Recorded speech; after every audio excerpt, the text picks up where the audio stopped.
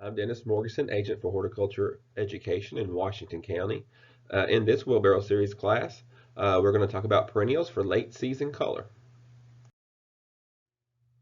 First off, what are perennials? These are plants that live for several years. They're mostly herbaceous in nature, which means they die of the ground and come back from the root system every year. They multiply by seeds and increase size of a parent plant.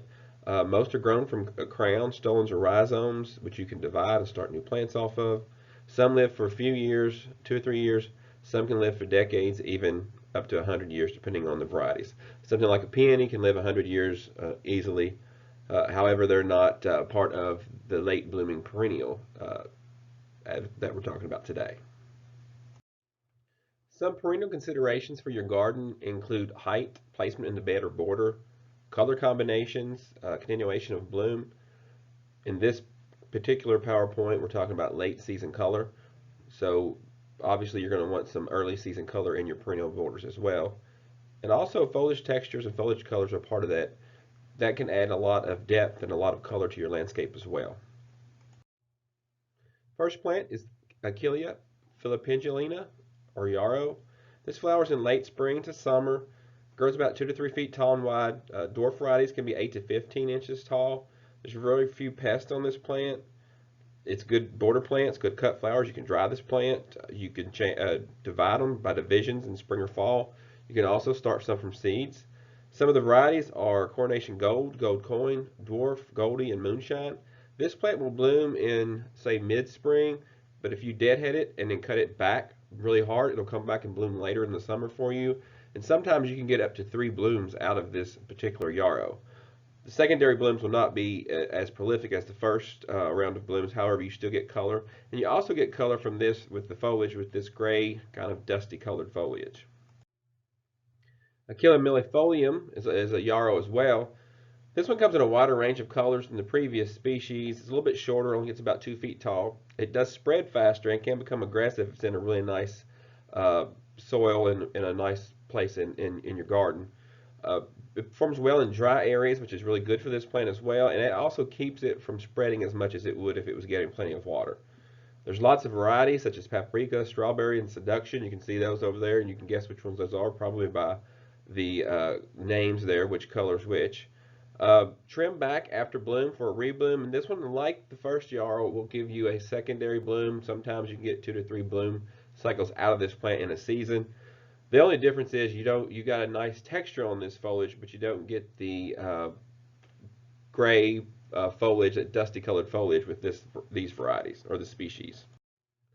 Augustaki is another one of those varieties of perennials that will bloom earlier in the summer, and then with a good hard cut back will rebloom later in the summer. There's several varieties of these out there. You can see black adder there. There's blue fortune. Golden Jubilee is a really unique one because you have this chartreuse colored foliage that contrasts with the blue. So even when it's not in flower, you have this nice foliage there too. Down at the bottom, there's a couple of varieties that are new. There's Kudos Gold and Raspberry Summer. These are a lot smaller Augustakis than the other varieties. These only get about a foot tall. The top ones, Blue Fortune and Golden Jubilee, can get up to 3 feet tall. These plants do love full sun. They do great in just about any type of soil except wet soil. Another great thing about Augustaki is it is a really nice plant for pollinators, bees and butterflies and everything that pollinates and likes nectar will be on these plants when they're in flower. Amsonia hubrichtii. This is another plant that blooms in the spring and is pretty when it blooms, but it's grown more for this fall color, as you can see in that top picture there. This is a really nice plant. It has a very fine textured foliage for the entire growing season. And then you can see that color that in the fall, that it has that really nice golden yellow fall color, which for me, that is the reason to grow this plant more so than those flowers that you see down at the bottom. Asters. Asters are the quintessential late season color in nature and in our flower gardens. Flowers come in blues, violets, whites. They bloom in summer and fall. They grow from 1 to 6 feet tall depending on varieties. The tall ones you probably want to stake, or you can cut back earlier in the growing season, maybe keep them a little shorter and let them bush out. Powdery mildew is the major pest on these, and it does kind of damage the foliage before the flowers start in the fall. These are good for borders and cut flowers as well. You can propagate these by division. And one of the great things about asters, it's one of the last nectar sources for our pollinators before winter. This is one of those that the bees and the honeybees and all the pollinators will be on in the fall because it's the one of the last plants in nature that blooms in abundance for them to have late season nectar because they bloom right up till frost. A few varieties of asters to grow. We have Blue Autumn up there, which is a little shorter one. We have Little Carlo, which is also a shorter one. Winston Churchill is a little shorter one. Those are all only about a foot to 2 feet tall. But then over here on the right, you can see Aster Gendai, or Gendai, however you want to pronounce that. But it gets up to 3 feet tall. And you can see it has a different, even foliage texture than the other varieties. And you can see the flowers there are little balls of kind of a purplish pink color. And then we have Baltonia or false aster, which these grow wild as well. These grow on the roadside. You'll see that white there growing a lot. This is just a variety that's selected off of some of those wild varieties. These grow about 3 feet tall and wide. They also will need staking or they're going to lay over on the ground. You can plant these in full sun to part sun, tolerant of any soils. You'll see these growing in fence rows and in ditches and on the sides of the roads in places where a lot of other things won't grow. So you know that these are going to grow quite well in a perennial bed.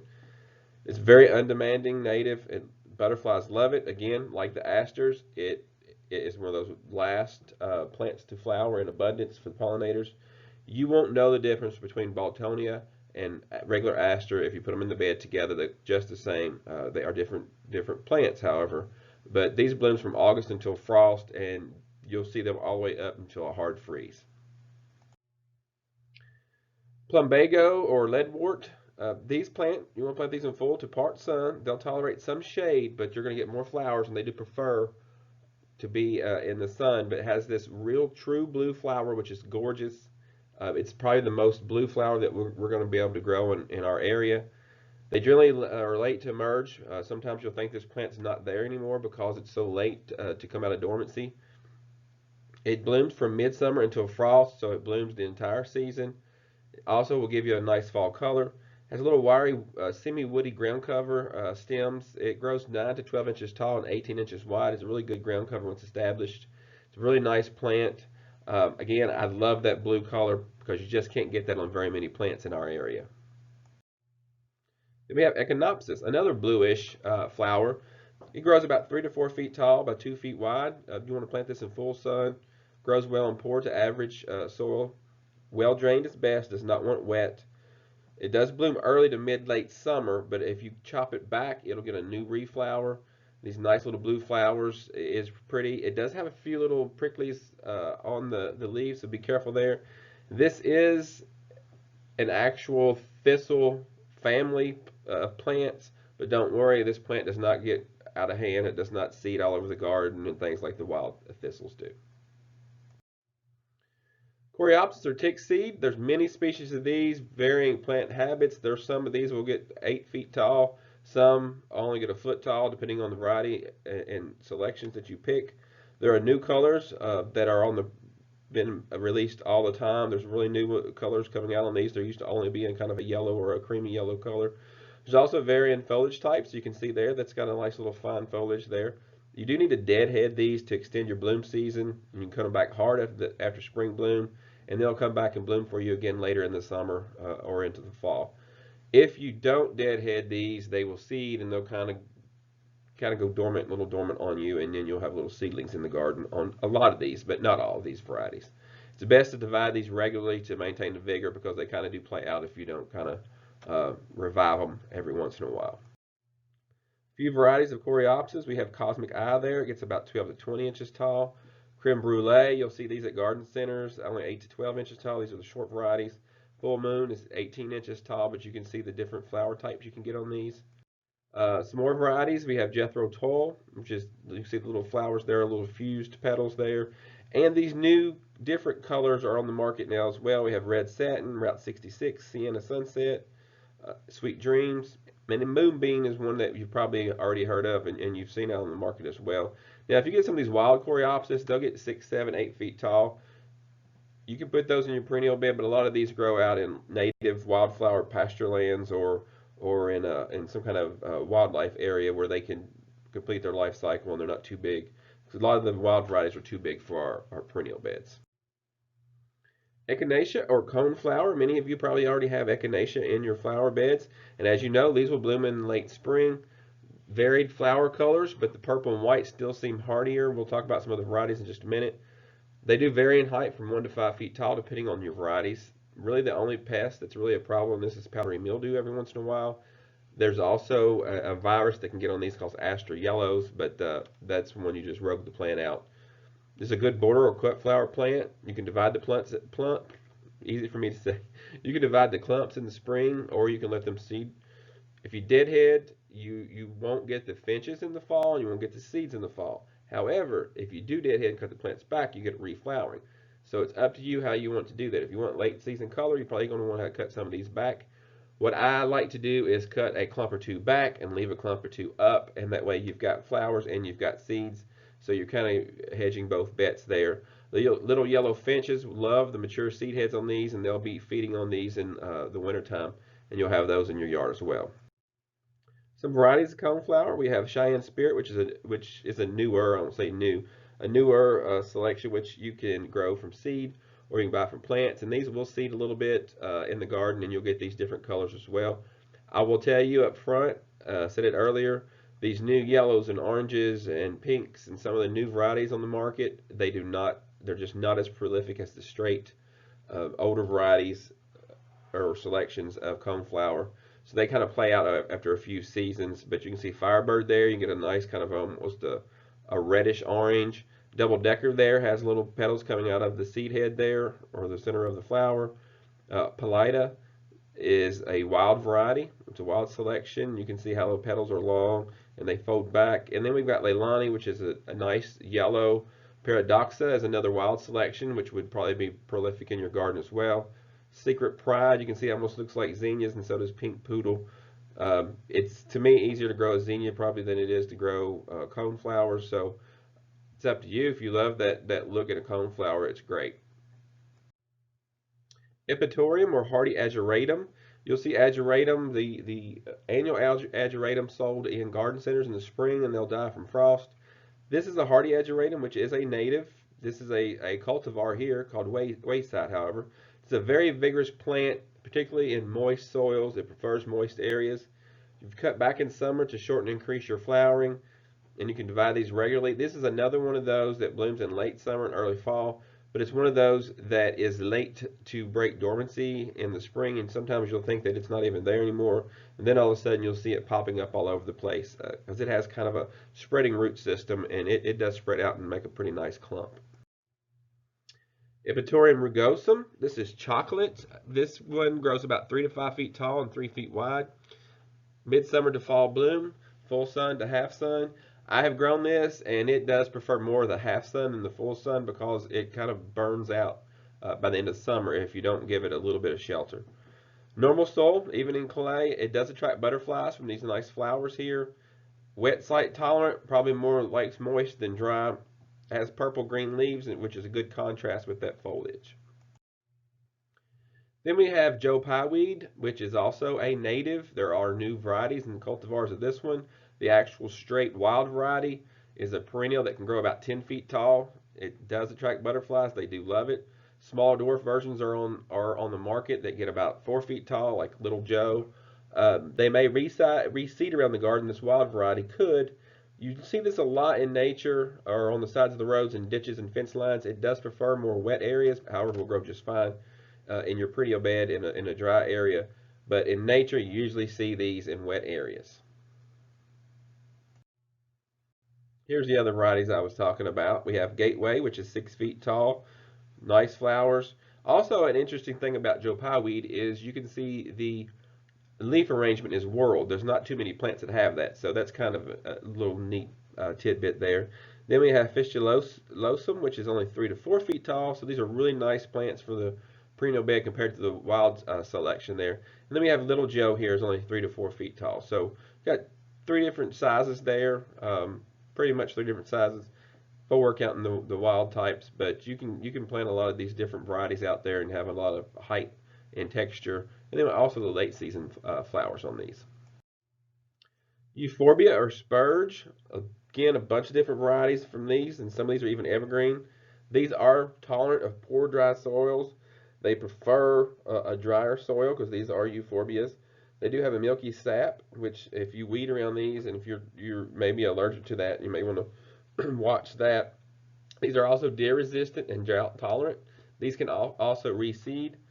You can see most of these we grow not necessarily for the actual flower, but for the bracts, and you can see this one right here with that nice lime green bract around that flower. Some other euphorbias, we have bonfire, which has the purple leaves, and when we have that, when it actually is in flower, the bracts turn yellow. Polychroma, tiny Tim there, and these bracts hold this color for months, so they give you color for a very long time during the season, even though they actually flower in the spring. Chameleon down here, and then Jade Dragon's really interesting because you have that purple foliage, and then you have the chartreuse bracts, which gives you a lot of contrast. So even if they're not in flower and the bracts are not even colored, these also give you different foliage colors, which is also color later in the year when we need it. Here we have Gaillardia or blanket flower. This is a native perennial to the plain states and to the desert southwest. Has a very long bloom period in the summer.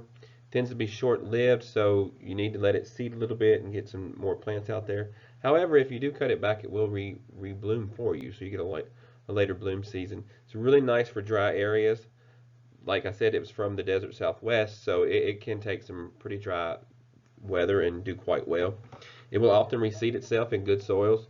It's also deer resistant, attracts butterflies, and it's drought tolerant, obviously. So it's a really nice plant for your perennial garden. We do have some new varieties of Gaillardia on the market now.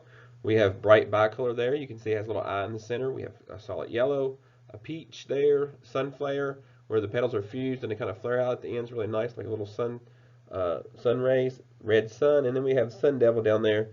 It's like sunflare with the flared out petals, but they are red and then yellow tipped. So you get a nice two-toned effect there with those. Helenium or sneezeweed. Don't worry, this is called sneezeweed, but it is pollinated by insects, not by the wind, so it's not going to make you sneeze. This is a tall perennial. Some of the original varieties and some of the wild varieties are up to 10 feet tall. They have shortened those down quite a bit with the newer varieties. It is valued for its fall blooms in yellow, orange, and red. However, some of the new flowers bloom earlier than that. So if you want that really late color, you may have to go back to some of the older varieties or even the wild types. If you prune them in the summer, you can shorten these plants down and you can get a more of a bushy plant and not have to stake it. But if you let it grow to its full size, if you've got the straight cultivar, you're going to have to stake it or it will fall over. They're adaptable plants. They tolerate many soil types. It is native, so it's used to some of our fluctuations in weather. And it also, if you let it, it can reseed in your garden as well. A few varieties, new varieties, I should say, that are on the market. We have Mardi Gras there, Bohemian Beauty, which is kind of a speckled, kind of a rust color with yellow. Autumnal Double Trouble it's a semi-double in my book, but as far as sneezeweed it goes, it's more of a double. Tiny Dancer is really nice. It's only about a foot tall down there. Then we have Red Jewel and Carnival. I will tell you these newer varieties are really pretty, and they bloom quite a bit earlier than the straight sneezeweed does. However, these are not quite as hardy, not quite as prolific as the older varieties were. Heliopsis is one of those plants that can bloom from spring all the way up into the fall. Just depends on the varieties you pick. You have yellow flowers in summer and early fall. If you cut it back after that first big flush, you'll get new growth and get a nice new flush. If you just deadhead as you go, you will get sporadic flowers here and there. And if you let it seed, these will also reseed in your garden. This one gets about 3 to 4 feet tall. There are very few pests, absolutely very few. I've seen hardly anything but maybe a few Japanese beetles on it. It's good as a border or cut flower. You can propagate it by seed or division.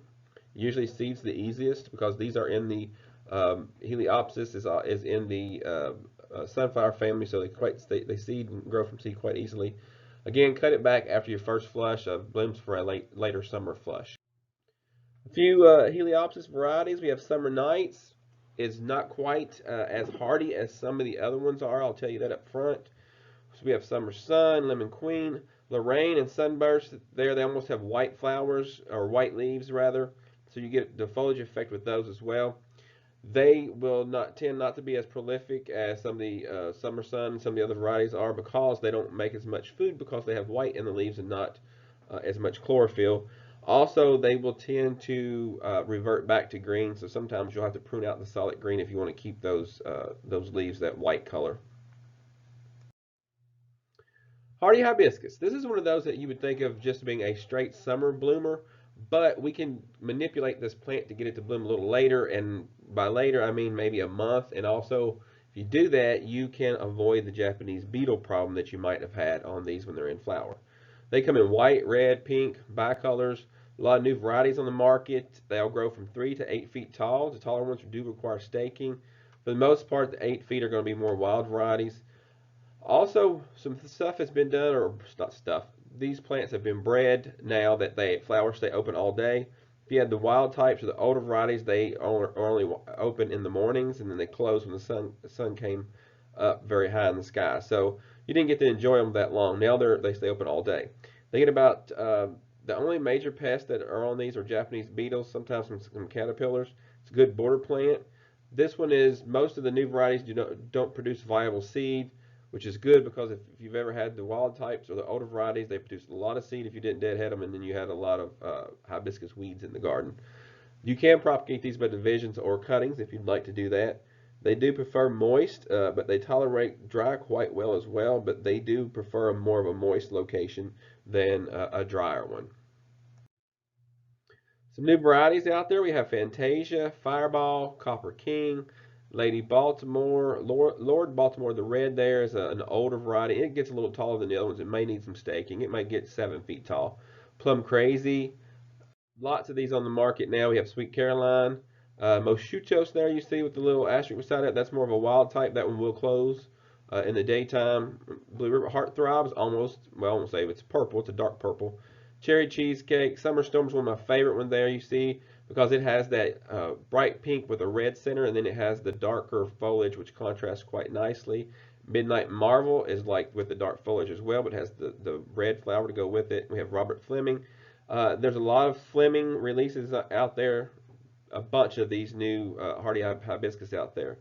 Um, Oh, before we go to hosta, I want to back up for the hardy hibiscus to get those to bloom later, and you can avoid the Japanese beetles that way.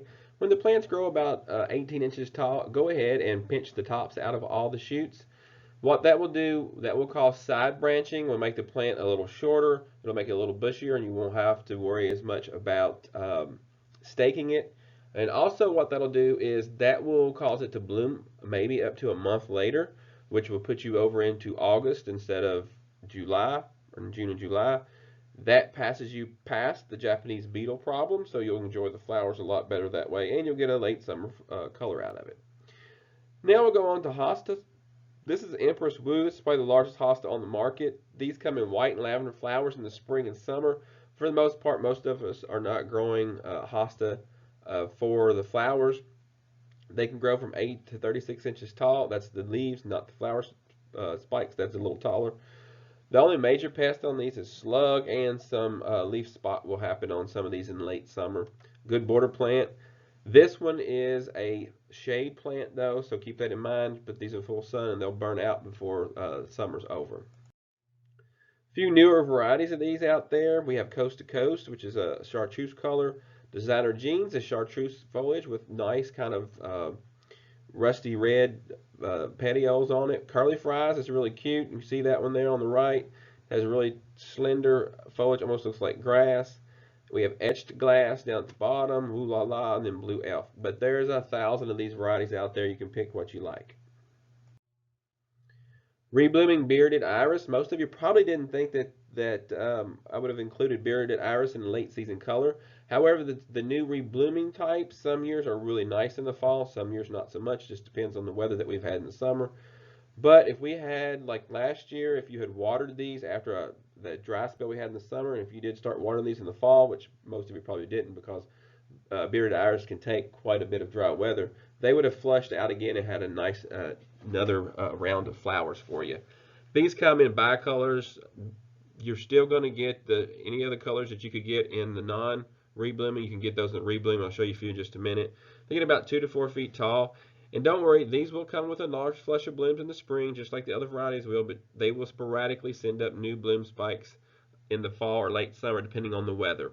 If we had a nice, cool summer, they may even send up some in the summer when those years we've had kind of cool, wet summers.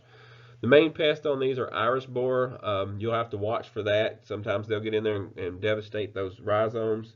You can kind of take care of that in the spring if you clean all of your old leaves and all the debris out.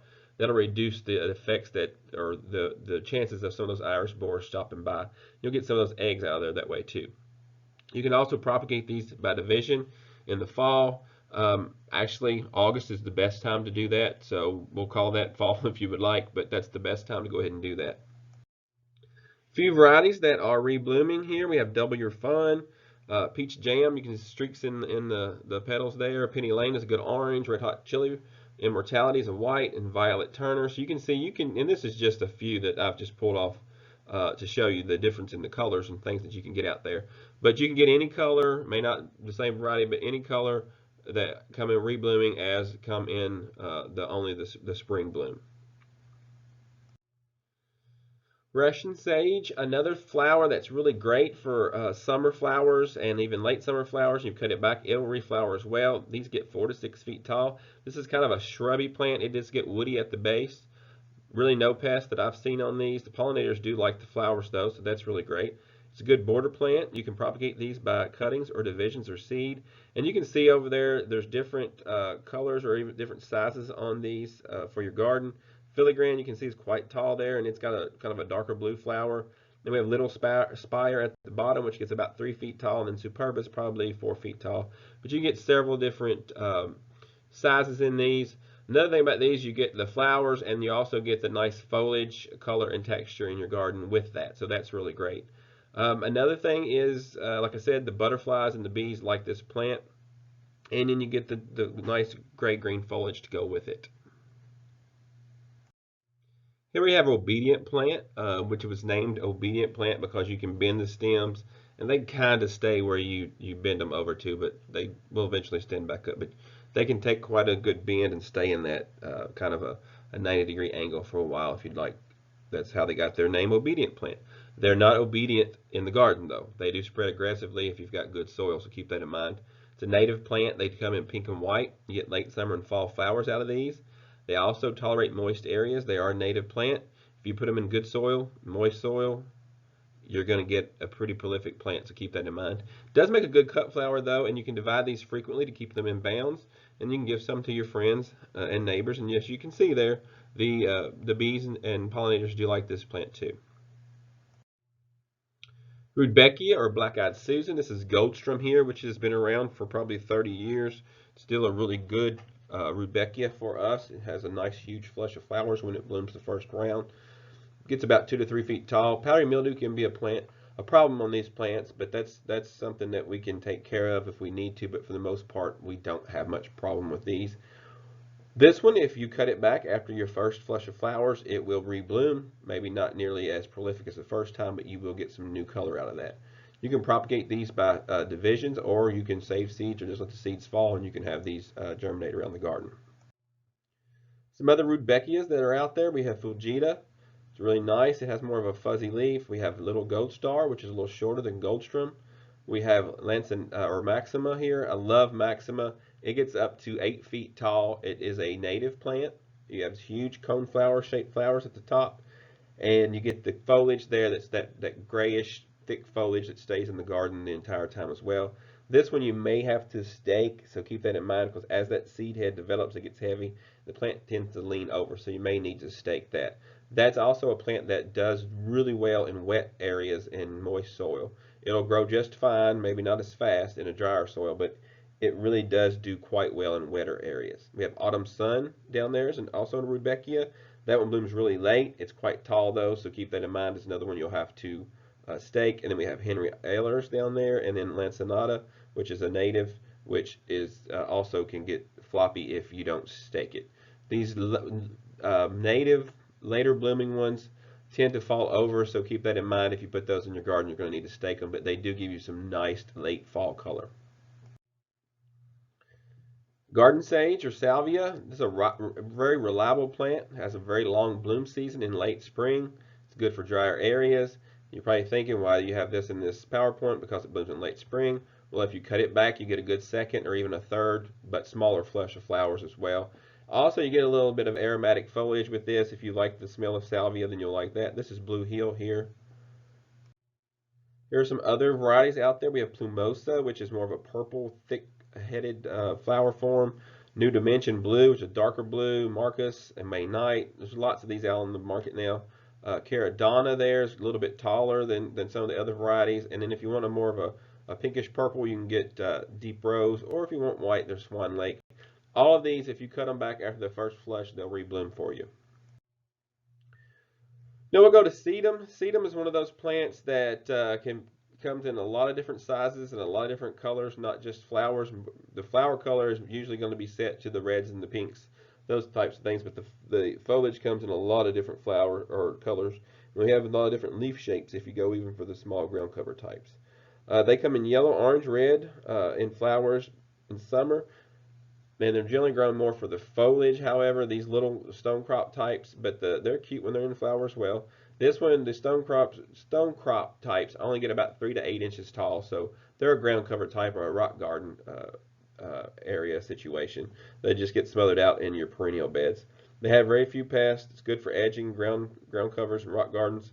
Also, it propagates by division or by seed. Most of these, they'll just spread along the ground, and you just pull a piece off and stick it in the ground or a pot, and it'll root and take off. So the showy sedum is what we usually consider to be our perennial bed sedums. This is Autumn Joy, another one of those been around for probably at least 30 years. The other varieties or other types of these showy sedum come in pink, red, white, lilac, and they all bloom in late summer and early fall. Most of them get about 12 to 18 inches tall. Again, very few, if any, pests. It's another one of those plants, though, you'll have a lot of pollinators on those blooms when it's in flower, so it's good for the pollinators too. It's good for borders and edging. It's also good cut flower if you'd like it. Keeps quite a long time. Keeps quite a long time in flower in the perennial bed as well. You can propagate these by divisions or cuttings. Most of these showy sedums, the divisions is the easy. You just go down through the middle of the clump and take off a piece and move it in early spring, and it'll be just fine. And like all sedums, these showy sedums are also drought tolerant. Some varieties of the showy sedums, we have Autumn Charm there, and you have some variegated foliage to go with that. And then the rest of these, we'll run through them here, but you can just see like Autumn Fires, a little bit different shade of flower. Blade Runner has a dark purple flower and a little darker purple foliage. Blue Spruce there has a bluer foliage and a little shorter, but it extends these chartreuse flower spikes up. Brilliant's light pink. So you can see there's a lot of different ones out there, not just Autumn Joy, and a lot of these other flower shapes and color or foliage forms and colors are really nice to mix in your beds as well too. Oh, a few more here. We have Neon, Pool Party. I like Purple Emperor too because of the foliage, but one of my favorite is Red. I guess it's Collie here because you have the purple foliage and you get these nice red flowers to go with it, which is a really nice contrast in your garden. Here we have Heuchera. You probably are thinking, well, that's a spring flowering plant. For the most part, it is. But these new types have beautiful foliage that lasts all the way into until we have a hard frost.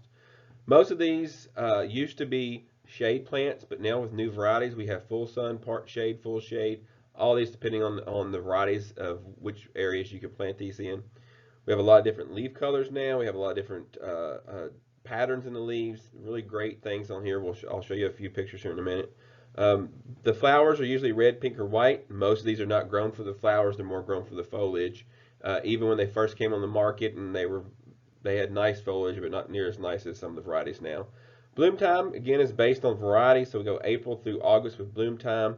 And we can go 6 inches to 3 feet depending on the variety. With these, 3 feet would be the height of the bloomscape when it comes up. A few varieties here. We have Appletini, which is a nice chartreuse with a red flower. I love Black Pearl here. You can see that black foliage there. That's probably one of those that's going to be shade to part shade because a black foliage plant like that, especially in a heuchera, is probably going to burn in the summer sun if it stays out all day. Wild Rose, which is a pink and purple foliage. Peachberry ice, you can see down there, is more of an orange with a little bit of a frosting to it. Pretty pistachios, nice. Silver gumdrop is silver foliage. So you can see how these foliages give you color all the way into until frost, because the foliage on most of these keeps pretty well as long as they're in the location that they were meant to be planted in. Here we have Vernonia. Vernonia, some of you are probably going to throw rocks at Vernonia. If you're not familiar with Vernonia, it is actually the ironweed. So our native ironweed is a Vernonia, but we have new selections that, and some of these were found in the wild, and then they were cultivated and kind of turned into a nice plant for our perennial beds. They grow. This one grows about. This is Southern Cross, and you can also see the foliage there looks nothing like our native ironweed, and you can see how short this plant is. Only 4 feet tall, and the ironweed in our fields grows up to 8 feet tall. This plant does prefer full sun. It does grow quite well in average soil. It is a hardy, rugged native. Even this Southern Cross was one that was selected out of the wild. It was found, I think, in Arkansas, and then they brought it onto the market. And I've had this plant in a perennial bed before. It's a nice plant. So don't worry that it's an ironweed. It didn't seed. It didn't go away. It is a nice plant compared to what our native, some of you don't like it because you have pasture fields and things. But it is a good plant. The only thing it doesn't tolerate is consistently wet. It will do quite fine in a rain garden situation where we have water that comes up and then goes down, just doesn't stand for days and days on end. And again, just like all the ironweeds, once it's established, it is drought tolerant. Japanese anemone. This one grows about 2 to 4 feet tall. Does quite well in full sun to half shade, depending on the variety. I do like to give this plant some late afternoon shade because it just appreciates that a little bit more, especially in the heat of the summer. It is tolerant of wet sites, so this one is one if you have a wetter area, you can grow this plant in it. Grows quite well in normal clay or acidic soils. It doesn't really care. And it does bloom early to late fall, depending on the variety, but it can go quite late into fall with its flowers. And you can see those flowers are really nice, more of a spring look flower than what you would think of as a fall flower, I guess. Some varieties of Japanese anemone that you can try. That we have Whirlwind, which is a white. Prince Henry does quite well. It's a hot pink. Marguerite's a double, kind of a semi-double. Pocahontas, a light pink down here. Max Vogel almost looks like I don't know, a rose, I guess. It's a nice, deep, thick petaled plant, really nice and light pink. And then Honoran Jobert, which is probably one you see in a lot of places. You probably didn't even know it. It's a very common one. And then we have the truly hardy chrysanthemum. We hear them sell hardy chrysanthemum all the time, but most of the chrysanthemums that they sell nowadays are not truly hardy, or they are only semi-hardy depending on where you plant them and what varieties they are. But these are truly hardy. These are loosely called Korean mums.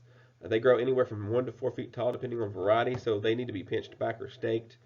They'll grow in normal clay or acidic soil. They can be quite prolific, so just keep that in mind. If they're happy, they can make a quite large clump. You may have to dig some pieces off and give them away or plant them in other areas.